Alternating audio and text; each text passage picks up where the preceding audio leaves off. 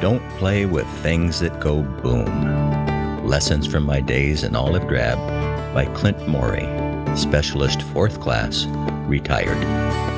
Well, not actually retired. It's more like I didn't re-up. Episode 6, Machine Guns and Hand Grenades. The Army still had more weapons that we had to learn how to use, but we didn't have to master them. They just wanted to expose us to them.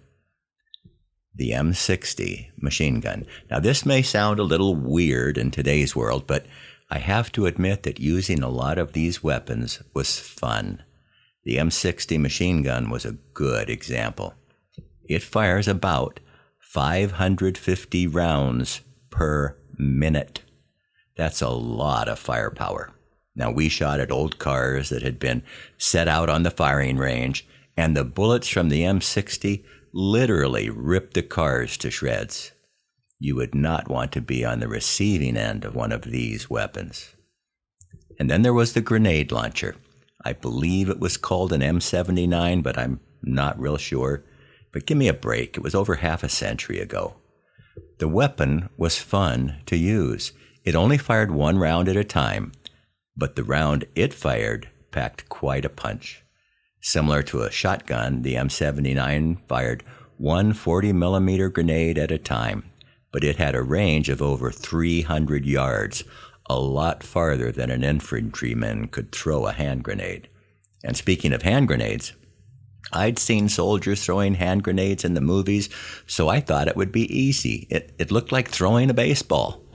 Before they would let us touch a real grenade, however, they made us practice with a dummy grenade. These dummies were small metal objects that resembled a grenade. What struck me was how heavy they were. It definitely wasn't a baseball. And throwing one of these puppies took concentration and strength. You had to be able to throw it over a certain height. There was a rope you had to clear, and it had to cover a certain distance. I think they didn't want you to throw it such a short distance that it would do major damage to yourself and your buddies. If you couldn't clear the height and cover the distance, they didn't let you near a real grenade. Of course, we also received instruction on how to activate it by pulling the pin, and when you threw the grenade, the handle would pop off and the countdown to explosion would begin. And we were warned about milking the grenade, which is loosening your grip on the handle while you held it. The instructors explained that if you did that, you could unknowingly set off the timer and it would blow you up even as you held it in your hand. Definitely not a desired outcome. Now, I don't know about the others, but I tended to grip the handle very, very tightly. I had no desire to find out if what the instructors taught us was true.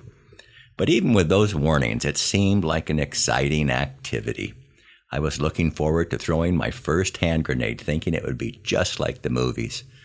We were positioned behind a special concrete bunker, and the instructor threw a grenade. The explosion was unreal, sending dirt and rocks back at us. It was then that I realized what I was holding in my hand. It was a tiny bomb that could rip you, or to be more accurate, rip me to pieces. Needless to say, the fun quickly became respect for a very effective and very deadly weapon. I also developed a lot of respect for the instructors who had to stand in the bunker next to the recruits who had never thrown a grenade before. Those instructors had to make quick decisions. Whatever the Army was paying them was not enough. We also learned how to put on gas masks, just in case we came under a chemical attack. And after learning how to make the mask secure, we were taken to a small single-room cabin in the woods. A small group was sent into the cabin, and the instructor told us to put on our masks. The instructor then walked around and tried to pull off each mask. If he was successful, you had to leave your mask off while he went on to the next step. And that next step was releasing the gas into the small room. And while those without masks began to tear up and some even looked like they were going to puke, the instructor explained how the gas worked on a human body. And then he told us all to take off our masks so we would experience what it felt like. Recruits would cough, have trouble breathing, tear up, and look very unhealthy.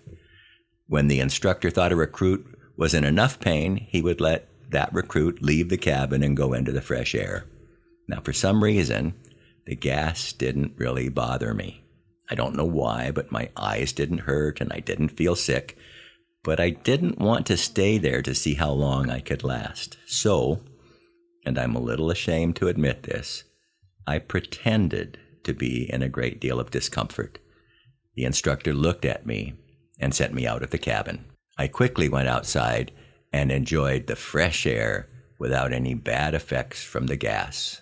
And then we had to learn how to defeat the enemy in hand-to-hand combat.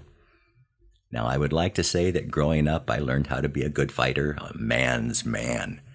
But that would be just a little bit of an exaggeration. Oh, now, I did watch wrestling on TV, not that NCAA type wrestling where they had rules and regulations, but the type of wrestling where people wore strange outfits and had even stranger names. I also watched roller derby on TV. I think the sport was supposed to have something to do with skating, but it often turned into fights. Now, I did not have a lot of practice with actual one-on-one fighting growing up. In fact, during my entire school career, I was in a grand total of, one fight. And I did my best to avoid that fight. In fact, I prided myself on my ability to talk my way out of just about any difficult physical situation. But on that day, I wasn't successful. Something was said to me on the playground. We're talking 6th grade here. And my friends who heard what was said made it very clear to me that if I backed down, I would be a worthless coward. Now, I really didn't want to be a worthless coward. I also didn't want to fight, but I wasn't able to come up with any pithy comments that would let me leave with my dignity intact. Being labeled a worthless coward seemed more than I can bear. So the fight began. I moved quickly at my opponent, wrapped my arms around him, and we fell to the ground, and I continued to hold on so he couldn't hit me. That was my entire strategy. Hold on tight for as long as I could. I can't tell you how glad I was when a teacher came over to break up the fight. My schoolyard honor was intact, and more importantly, I wasn't hurt. Now, that just happens to be the whole amount of the awesome fighting background I brought with me to the Army. But the drill sergeant explained not only did we have to learn how to use all those fun weapons we had been practicing with, but we also had to learn how to fight the enemy with our bare hands. So the Army was going to teach us hand-to-hand combat. Now, they knew they had to begin with my attitude. The drill sergeant screamed at us to get us properly motivated. "What's the sweetest tasting liquid in the world?" Well, we screamed back, "Blood, drill sergeant." That motivation technique was not working for me. But the Army didn't care if my attitude was right. They went right on with the training. We practiced many moves that were designed to disable an enemy who was trying to hurt us. It resembled something like judo, but it seemed to me that it required an enemy who would let you grab him, trip him, and roll him to the ground. As I considered real-life applications of those skills in a combat situation, I was leaning toward my preferred way of fighting developed back in 6th grade. Wrap your arms around the enemy and hold on tight. Hopefully a teacher or fellow soldier would come along and end the fight. But then the Army introduced me to the hand-to-hand fighting technique of all hand-to-hand fighting techniques. It was called the rear strangle takedown hold. As the drill sergeant demonstrated the technique, I was totally impressed. More than impressed, I was convinced this would work. I could see this working in the jungles of Vietnam, in broad daylight or the dark night. Night seemed to be like a better setting to me, but I was sure it would work in either one. It didn't even matter if the enemy had a weapon. This move was so good that victory was almost guaranteed. You would sneak up on the enemy from behind. and then quickly wrap your arm around his neck, jump backwards with your feet going straight out behind you so you would land on your belly.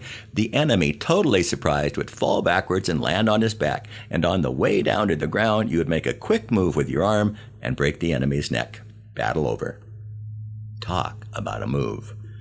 The drill sergeant had us practice the move on each other. Of course, they had certain rules on how to practice because they didn't want us breaking the necks of our fellow recruits. But it was amazing. It would work. I was sure it would work. Oh, there were a few possible complications. First, you had to find someone who stood perfectly still. Second, you had to find someone who didn't hear you sneaking up behind them through the jungle. I mean, just stepping on a branch or leaf might give you away. Third, you had to find someone who didn't twist out of your hold as you wrapped your arm around his neck.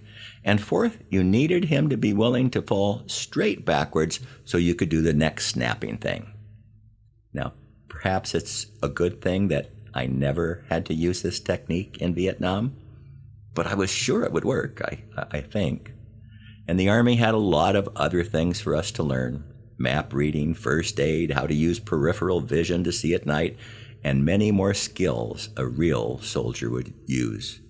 But finally, after 2 months of training, we were done.